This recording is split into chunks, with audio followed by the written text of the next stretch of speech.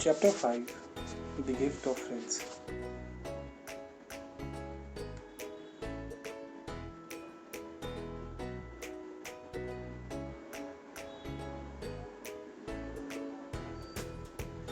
The next morning, Margaret let me know that Jason Stevens had arrived and would be waiting in the conference room.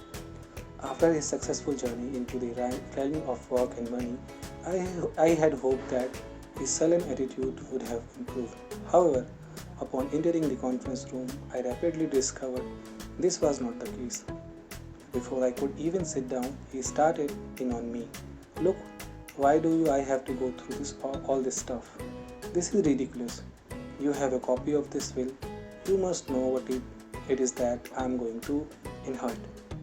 Why don't we just cut through all the garbage and get down to the bottom line? I smiled at the Jason and said, "Good morning, Jason. It is nice to see you too.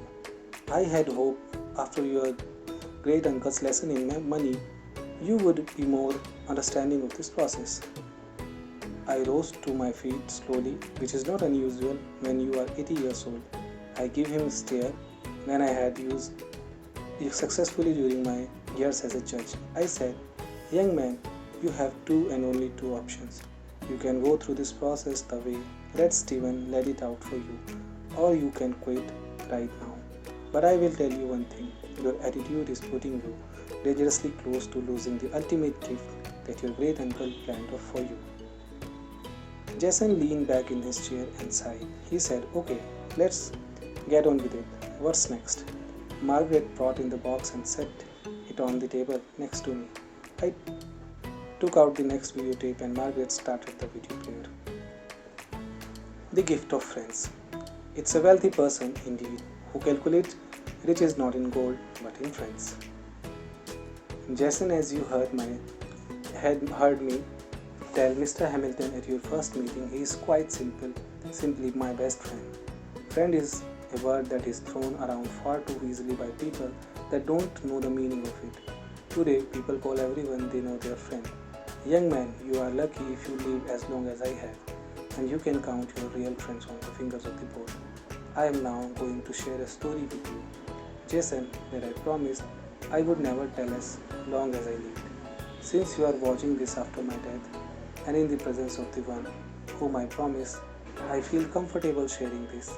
As you know, I lived the past my 70 years birthday and enjoy what to the most people was long and healthy life.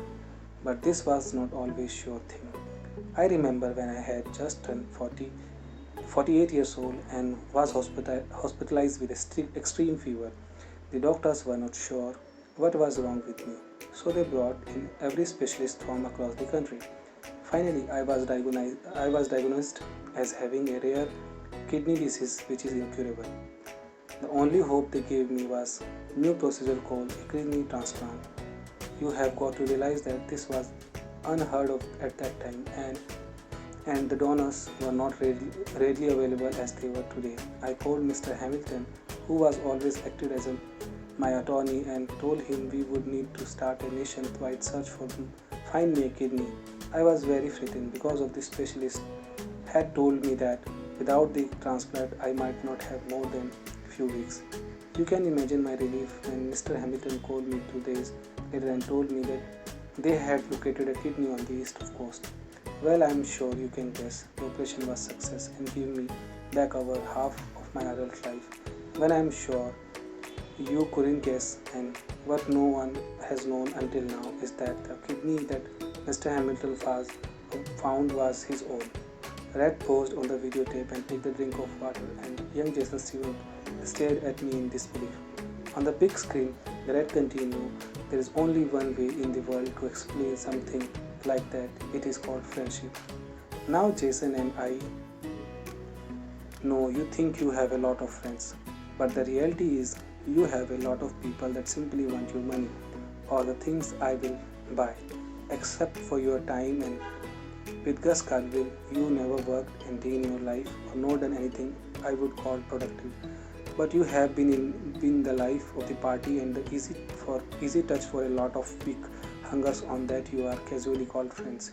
During the next 30 days, I want you to spend a lot of time thinking and observing. I want you to find what you feel to be the principles that underlie true friendship, and I want you to be able to report to Mr. Hamilton an example of true friendship that demonstrate your principles. Jason, you will never do anything in your life that will bring more quality to your existence than growing to understand and nurture friendship. The video ended and Jason seems to be deep in thought. Finally, he blurted out, and I don't understand, I mean. I interrupted him. I know you don't understand. That is the whole point. The only hope that you will remember your great uncle's word and you for your sake. By the end of this month, you are you are at least beginning to understand. I will look forward to your report. I walked out the conference room, leaving young Jason Stevens to his assignment. On the last day of the month, Miss Hastings called into my office to let me know that Jason had set up an appointment and would be arriving within an hour. I sat back and thought about my lifelong friend, Red Steven. I was not sure how you could teach someone the depth to which a friendship could grow, especially if they had never experienced it themselves. I will admit to feeling a great sense of doubt and foreboding as I considered Jason's prospect of succeeding in the task Red Steven had given him. As we gathered around the conference table, Miss Hastings and I were quiet. Both of us were observing Jason's expression and manner. He seems to have a lot in his mind. He gave us each a perfectionally greeting and muttered and hoped that, well, I just don't. Miss Hastings stopped him by saying, I believe our agenda today is involve your report to Mr. Hamilton on your progress with respect to understanding friendship. Jason looked at me doubtfully and nodded and gave him a brief smile of encouragement. He began, I thought a lot about my friendship this month, and I tried to come up with the principles of the refined friendship. The best I can do is say that friendship involves loyalty, commitment, and a process that includes sharing another person's life. It even goes deeper than that, but it is hard to put into the words. The best example of friendship I can give to demonstrate my principle is the story that Gus Carville told me when I was working for him in Texas. He explained that when he and Uncle Red Ghost started in the cattle business, they had ranks several miles apart, but their several other rankers all shared the same range. Each spring, all the ranges would have what they call a roundup, which apparently involved collecting the branding all the other new calves called yearlings, which were born since the last roundup.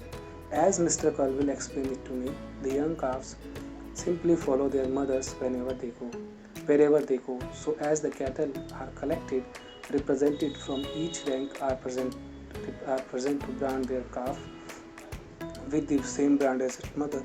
Well, it seems that early on Miss Calville was very concerned that Uncle Ed Stephen was not going to make it ranker. So during the roundup one year, Tusker simply branded a number of calves that should have been his own with Uncle's red brands. He told me that he figured that he had been able to give over 30 calves to Uncle Ed through the process. But at the end of roundup, when Gus Calville performed what is called a tally, which is simply counting all the cattle with the branded, and he found that instead of being 30 calves short as he thought, that he should actually had almost 50 more than started with. He was confused about the incident for many years until while Mr. Carville and Uncle Red Stevens were fishing trip. Uncle Red told Gus that when they first got started, he had been worried about Gus making it into the business. Since he didn't want to lose his best friend and neighbor, he had actually branded a bunch of his calves with the Gus Carville's brand. Jason paused and glanced at both Margaret and me for any sign of approval. He continued that story that Mr. Carville told me about my uncle that best described how I understand each element of friendship. I know it takes many years to build a friendship like that, but I think somehow must be worth it. As you know, the last month I met Brian. When his car broke down at the side of the road, I helped him to get a new engine of his car, and since then we have done several things together, and I hope that someday we can be friends like Gus Carville and my Uncle Red. Jason looked directly into my eyes and said, I hope can be as good friend as you were to Red Stevens. I smiled at Jason and said, I am in my best judgment you have begun your lifelong lesson in your friendship. The The only thing I can tell you is that your that any effort you put into the friendship is always returned manifold. I thank Jason for sharing the story about Red Stevens and Gus Carlyle. I had known for half of this century that were both great men and great friends. Jason's story passed to him by Gus Carlyle was just one more example of great friendship. Miss Hastings walked Jason out of the conference room, leaving me alone with my memories. As I sat back into my chairs and remembered my lifelong friend, Red Steven, I reflected that our friendship had begun simply and without either of his understanding what our relationship would be grow to be. Jason had learned at the beginning of how to be a friend, and I hoped that this his friend new friendship blossoms into the lifelong treasures and give him as much pleasure as Red Stevens and I had enjoyed. Thank you for your patience.